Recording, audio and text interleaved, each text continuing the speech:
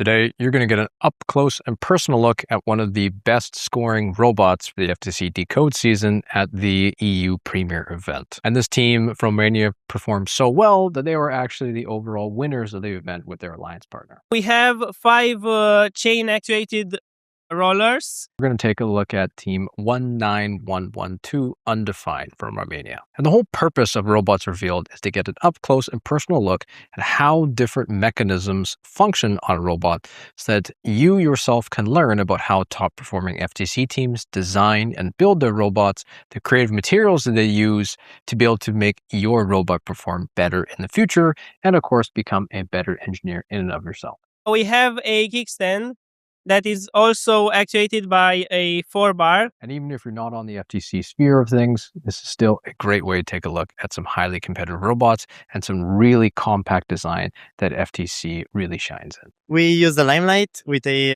neural network detection. Oh, and I'm Coach Pratt. I've been teaching robotics and design for over a decade now, and I've mentored FTC teams to winning national championships as well as multiple Inspire Award winnings. There's a lot of really interesting mechanisms and some of my favorite use of hockey tape that I've seen on a robot up to this point. So let's hop right in. Tell me about your robot in a sentence. What are we looking at here?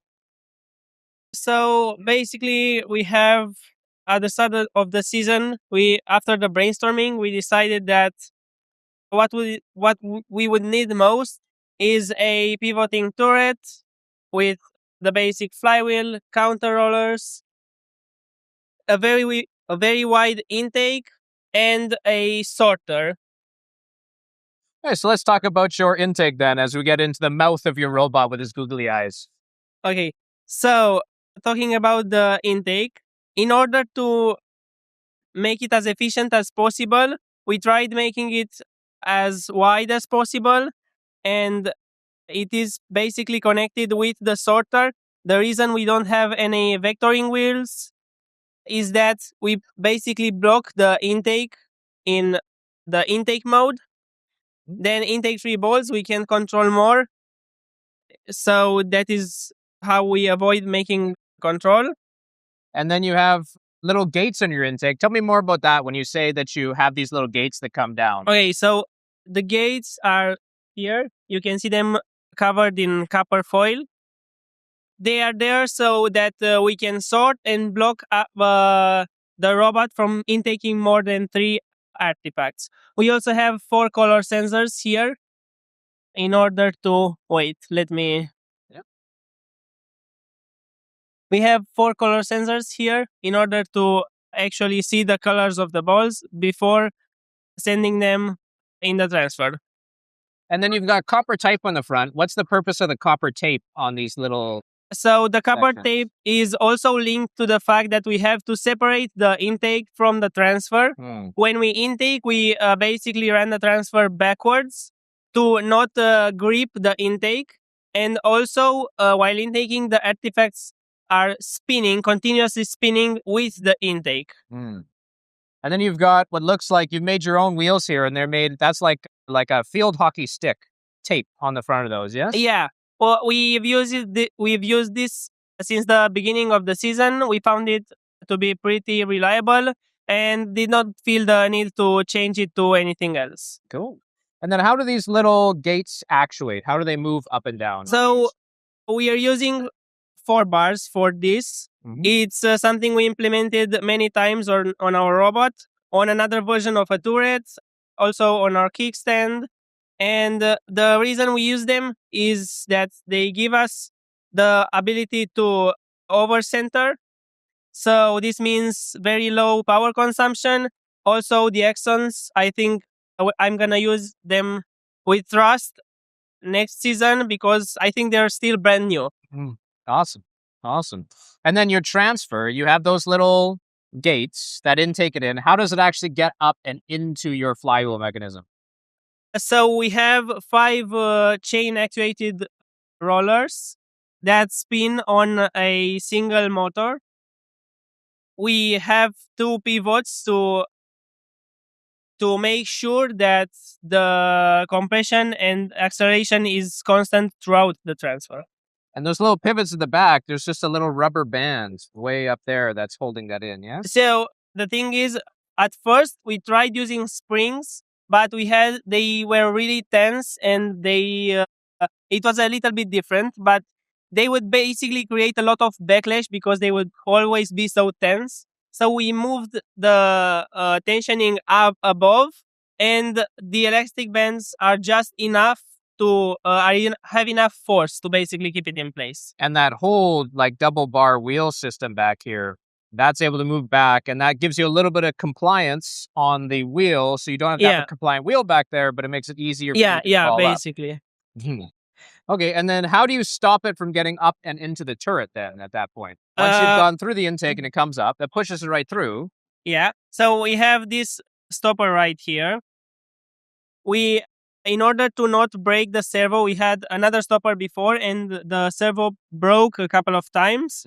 So in this one, we have 4-bar implemented again, and the chain-driven stopper. So the servo is right here, and you could see the chain on the back around, and then there's the 4-bar. Way down there. Wow, super compact on the inside of there. Wow, that must be hard to reach into. And then it's kind of got like a little bit of a claw. Can you rotate them out just so we can see when they're out, if that's possible? Like this? Yes, so they are. Okay, yeah, that's hard to catch on that. They're just these little sleeves right in there that pop their way in and out. Very cool. And then obviously, once your flywheel gets up to speed, that starts rolling. Let's talk about your flywheel then. How does that all function put together? So for this competition, we implemented our counter rollers. And also it's directly driven, this flywheel. This took a couple of iterations to make work, but in the end we get it pretty consistently. So one thing we really noticed is pretty important is at first getting rid of any friction you could have on the counter rollers, and then making sure you have enough inertia. Also, the controllers have to be as close as possible to each other. I don't know if you can see this, but it's basically the gap is about 0.5 millimeter, I think, between the rollers. Okay, so you've got 4 in a row. They all run together. Two of them are powered. The other 2 are not. Okay, so you're 2 passive, 2 powered that go in. Yeah.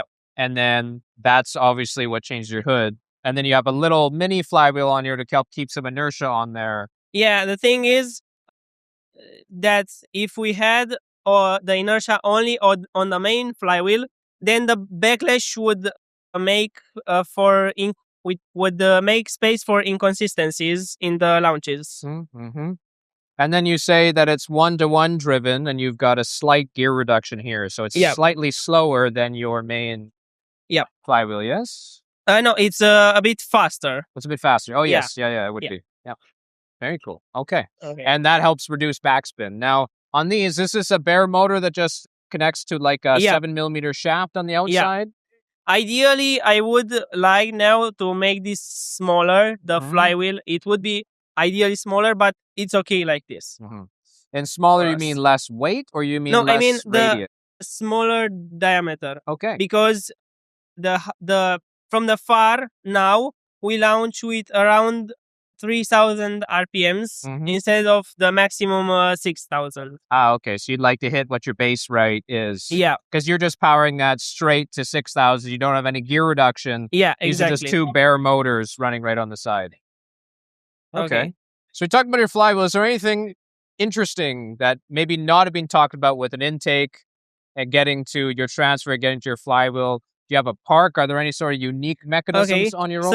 So we have a kickstand that is also actuated by a 4-bar. You can see it down here.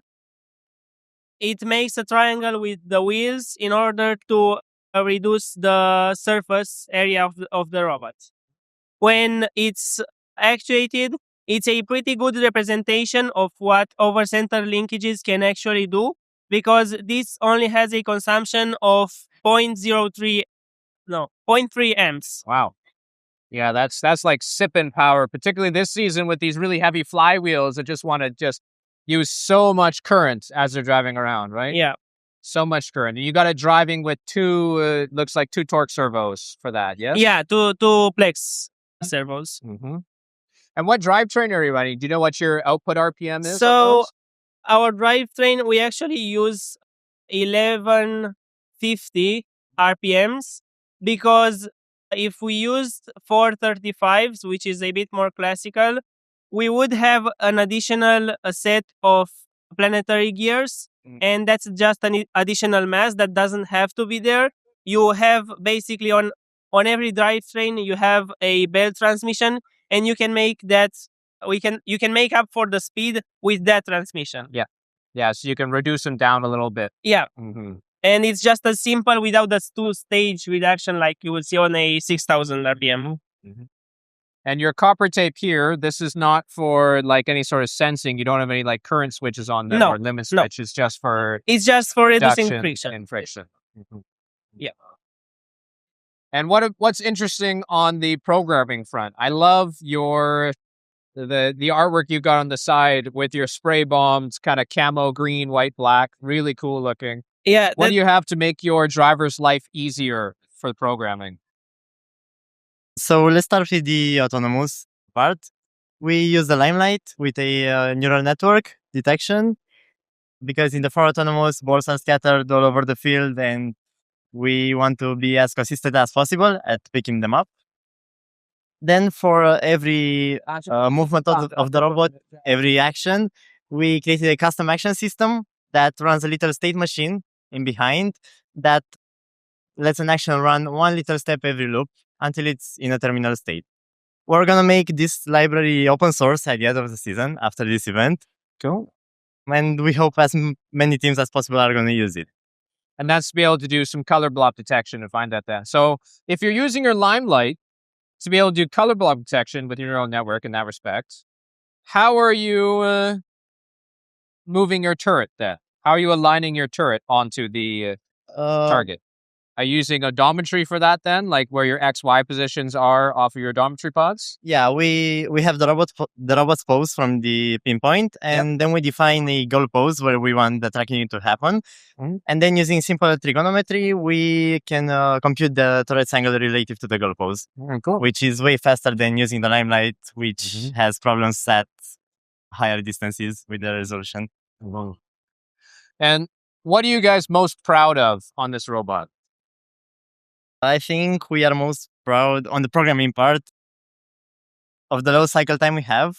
We're running a 10 millisecond main loop because the Limelight, the pinpoint, and telemetry formatting are all run on background threads. And this lets us use cache results in the main loop, which results in almost no time loss. Also, because the I2C module on the control hub is a bit slow when there are more sensors connected to it, we have an intelligent reading sensor mode that lets only one sensor be read per loop. So this means if a sensor has not been read for like 200 milliseconds, its priority is going to get higher and it's going to be read the next loop. This allows us to send only one I2C module to the control hub per loop. Very cool. Awesome. Well, thanks so much for sharing, guys. You should be super proud of this robot. Thanks.